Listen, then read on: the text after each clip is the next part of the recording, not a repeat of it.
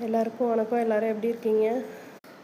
வீடியோக்கு வந்துட்டு சாங்ஸ் போகிறத விட வாய்ஸ் ஓவர் கொடுத்து வீடியோ போடுங்கக்கான்னு சொன்னாங்க.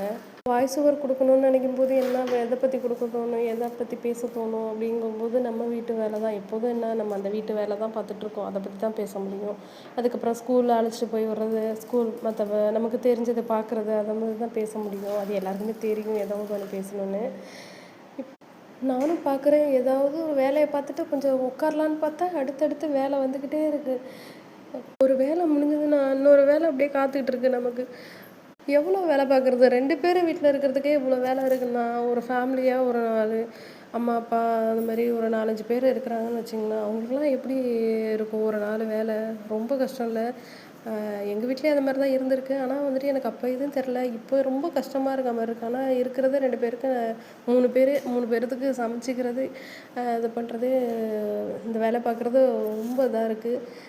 ஸ்ட்ரெஸ் ஆகுது, வேறு எதுவும் இல்லை. ஸ்ட்ரெஸ்ஸு தான் அதிகமாகுது. இந்த ஸ்ட்ரெஸ்ஸு வராமல் இருக்கணும்னா நம்ம இஷ்டப்படுற நேரத்தில் நம்ம அப்படியே நமக்கு எப்போ வேலை, இந்த வேலை இப்போ பார்க்கணும் அப்போ பார்க்கணும் அப்படின்னு நினைக்கும்போது அப்போ பார்த்துக்கணும். யாராவது வந்து இது இப்படி இருக்குது அது எப்படி இருக்குன்னு சொல்லும்போது ரொம்ப இதாகி அந்த வேலையே பார்க்கவே தோண மாட்டேங்குது. இல்லை இது எனக்கு மட்டும் தானா என்னன்னு எனக்கு தெரியல. ஆனால் நான் பார்க்கணுன்னா எல்லா வேலையும் நான் பார்த்துருவேன், கடகடன்னு பார்த்துருவேன். யாராவது ஒன்று சொல்லும்போது அதை ஒரு மாதிரியே இதாகிடுது, பார்க்க கஷ்டமாயிடுது.